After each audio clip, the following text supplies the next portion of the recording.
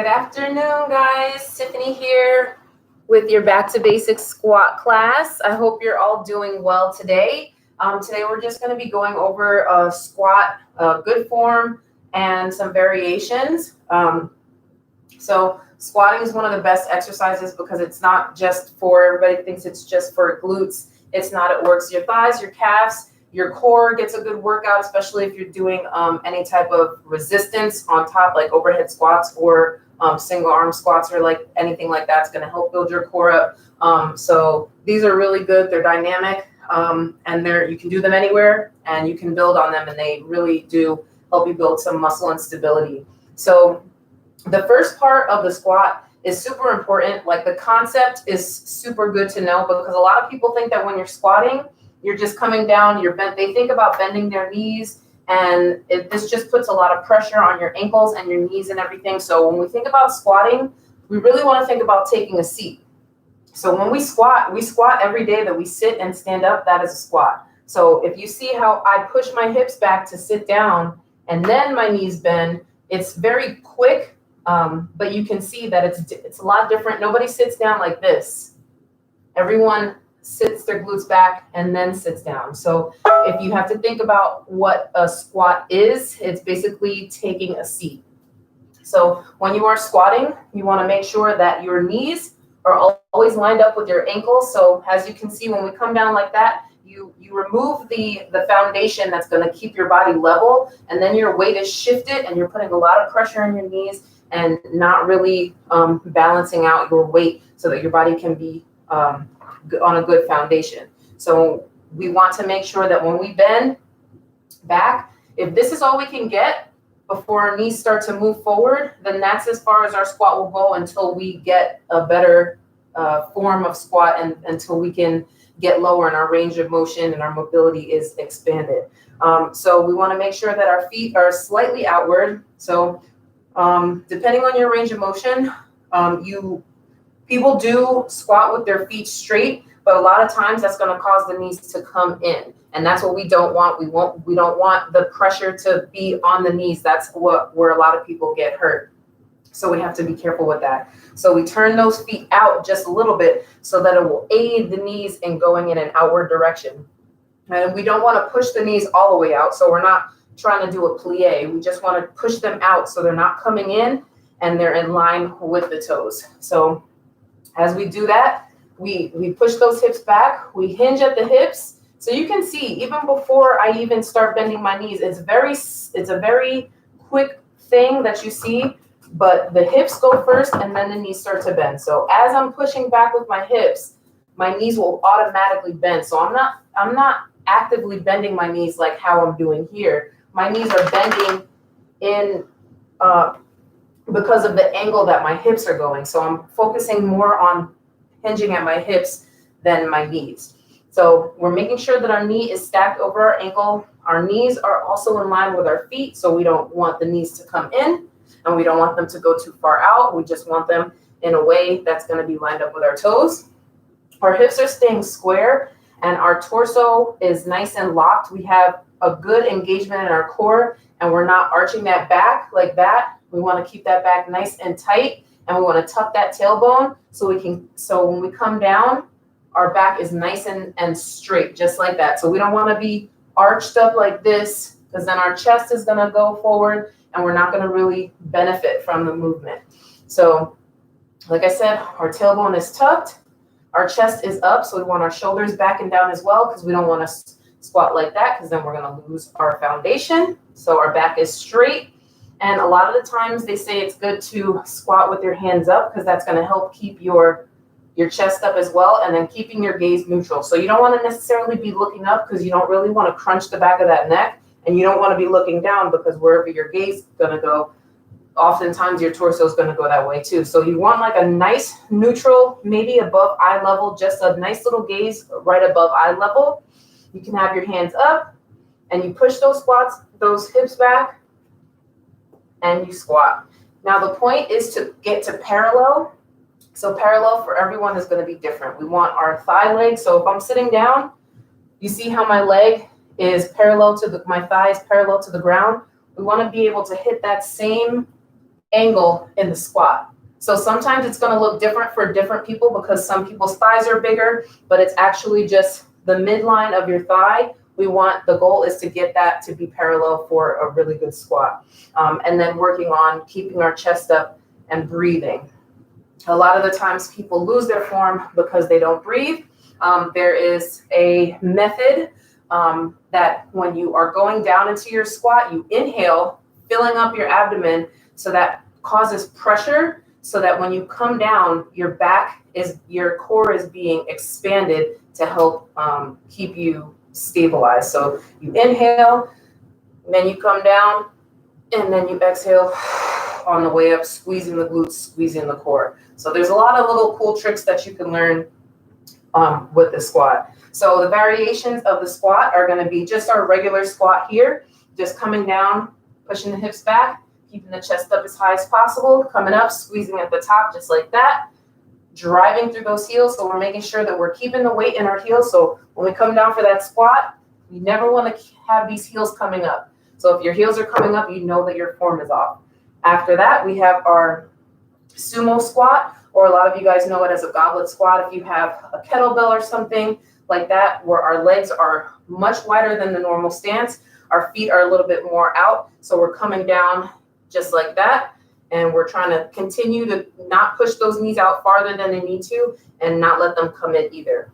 Also with this squat, sometimes our feet can lean if we are flat-footed or we have like a super arch. So it's really important that you spread out your toes and you step into your entire foot. We really want to keep that weight distributed nice and evenly throughout the foot so that we're not leaning on one side, leaning forward, or leaning backward, or leaning to one side or the other. And then we have our lunges, which are pretty much partial squats, which are the same thing. When we come down just like that, you can see the line is parallel here. That's the same thing. So if you wanted to work on unilateral movements, that would help you with your squat as well. So there are overhead squats where you would take a barbell and you would hold it overhead like this, and you would come down trying to keep that chest up nice and tall, and that's really going to work your core. If you guys have never done overhead squats, like just holding your hands overhead like this and coming down into this motion, you're going to immediately feel your core fire up. So that's a really great way to work on your core. If you have any lower back issues and you can't do a lot of crunches or anything like that, working on overhead squats is really going to help build that stabilization in your core. So we also have the single arm overhead squat. So where you hold the dumbbell overhead and come down like that. So you have that also if you wanted to work on one side. That would really work on your obliques and your lats as well as your squat position. So let's go ahead and try a couple of those squats. We'll do 10 seated squats, and then we'll do 10 regular squats, and then 10 goblet squats or / sumo squats. So you can just kind of feel the difference. So let's start by our seated. So we don't want to have our legs right up against the seat. Obviously, we want to be a couple of inches forward, just knowing where you sit down. But we're really going to focus on sitting naturally, but keeping our form really well. So chest up, nice and tall, back is straight, tailbone is tucked, everything is engaged, core, glutes, legs, everything, and our spine is nice and neutral. So let's go ahead and sit back for 10. 1, squeezing those glutes at the top. 2, 3, and you see my feet aren't moving at all. My feet are staying in the same spot, and I'm just sitting and driving up through my heels. 4, 5, 6, 7, 8, 9, last one, and 10. Awesome job. And you can do that.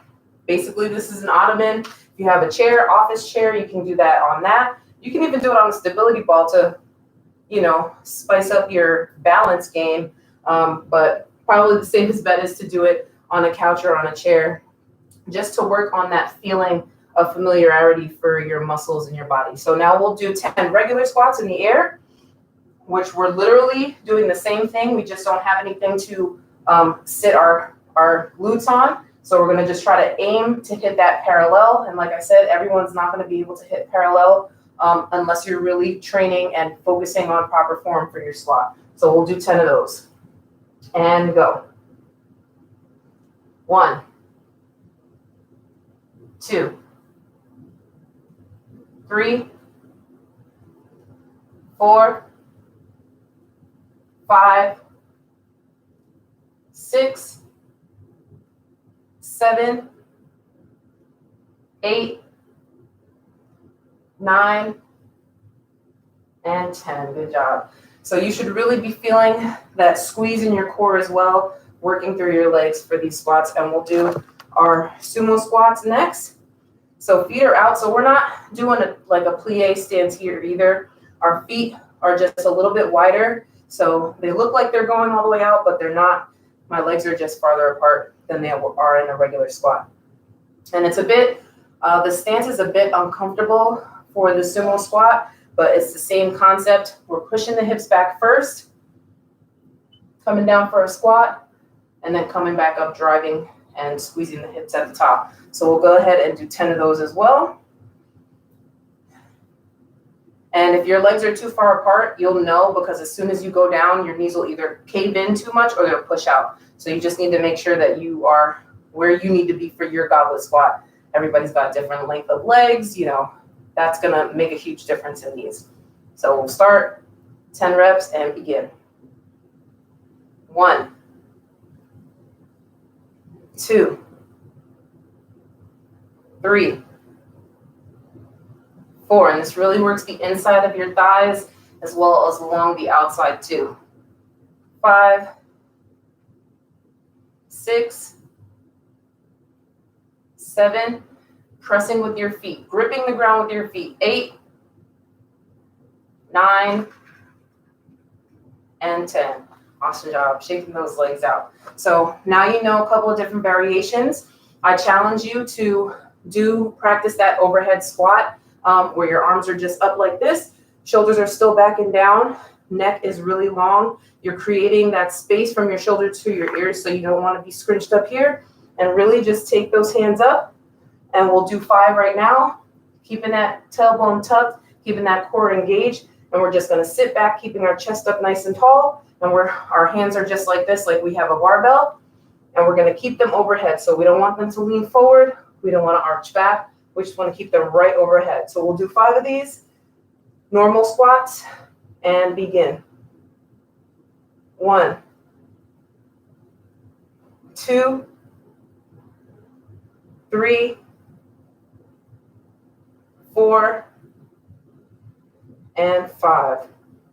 So you can feel the difference. You feel that in your arms, you feel that all over your body, but you really feel the core engagement in that one because you're having to keep your arms stable. And as you even pick up a bar for that movement or add some weight, you're going to obviously move a little bit slower, but you really want a good foundation if you're going to start adding weight to that bar, because it's really going to engage your core and really put the stress on your legs, and you want to make sure that you're not injured. So if you have any more questions about proper form or anything like that, let us know. We're always learning and growing new things as well as our body changes. You know, like I have bad knees, so sometimes I can do squats good. Other times, you know, I'm not feeling it, so I have to modify. So there's always options for you as far as doing those, and starting with the seat to get your muscle memory in the right direction so you know that you're not leaning forward with those knees. That's really going to be your best bet as far as building on your form. I hope you guys had a wonderful afternoon so far. I will see you guys later. Thanks for joining.